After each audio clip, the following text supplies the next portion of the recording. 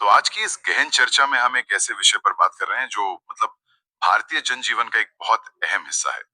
मेरा मतलब है ट्रेन का सफर। बिल्कुल।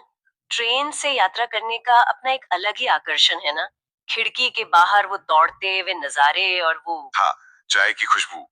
लेकिन ये अनुभव तब पूरी तरह से किरकिरा हो जाता है जब कोच के अंदर पहुंचते ही सीट के आसपास गंदगी नजर आती है। अरे हाँ, वो तो है ही। या फिर चिलचिलाती गर्मी है और एसी ने काम करना बंद कर दिया।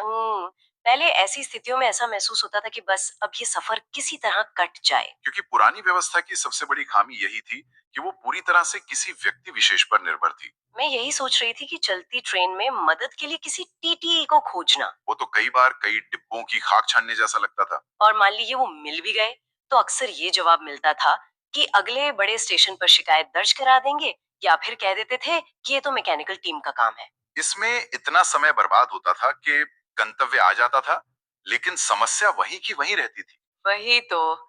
लेकिन अब इन स्रोतों पर गौर करें तो भारतीय रेलवे ने रेल मदद के रूप में एक नया डिजिटल प्लेटफॉर्म शुरू किया है, जिसने इस लाल फीताशाही को काफी हद तक खत्म कर दिया है। सही। और ये समझना बहुत जरूरी है कि ये सिर्फ एक नया हेल्पलाइन नंबर नहीं है, ये एक पूरा डिजिटल इकोसिस्टम है।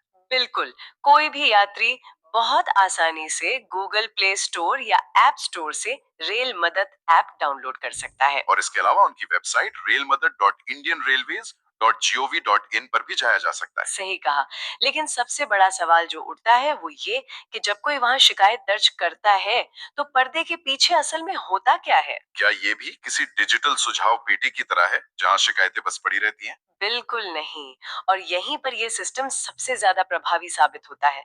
जब कोई शिकायत सबमिट होती है तो सिस्टम मैनुअल तरीके से काम नहीं करता। अच्छा, तो ये सीधे ऑटोमेटेड है। मैट्रिक्स में हर शिकायत को सुलझाने की एक समय सीमा तय है। जब तक समस्या हल नहीं होती और उसे सिस्टम में क्लोज नहीं किया जाता। तब तक वो टिकट उच्च अधिकारियों के डैशबोर्ड पर फ्लैश होती रहती है। जी।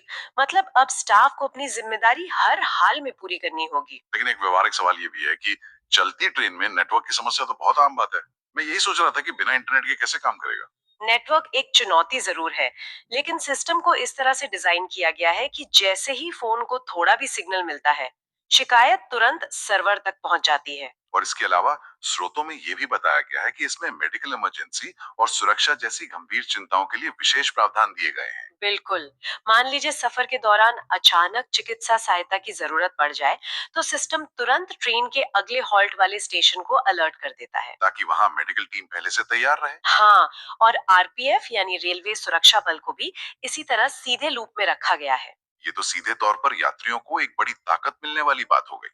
अब शिकायत करने के लिए किसी बिचौलिए की जरूरत नहीं है। और नहीं किसी अधिकारी से बहस करने की।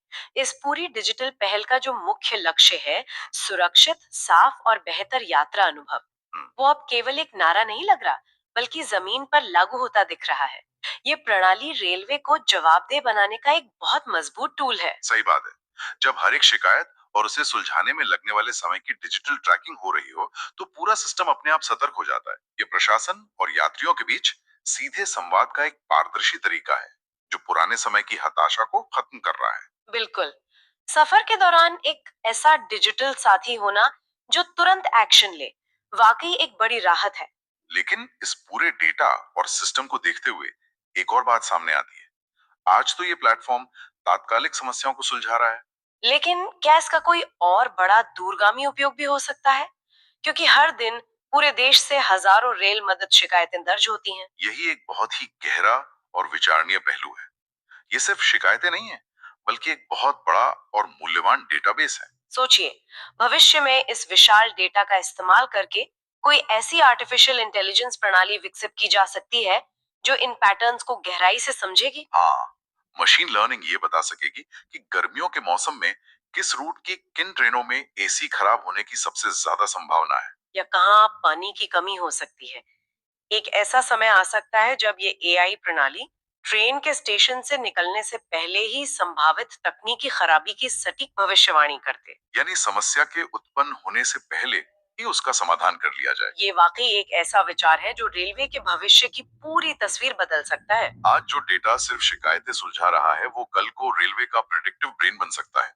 किसी दिलचस्प विचार के साथ आज की इस गहन चर्चा को यही विराम देते हैं। भविष्य की ट्रेन यात्राओं में ये जानकारियां यकीनन बहुत मददगार साबित होंगी।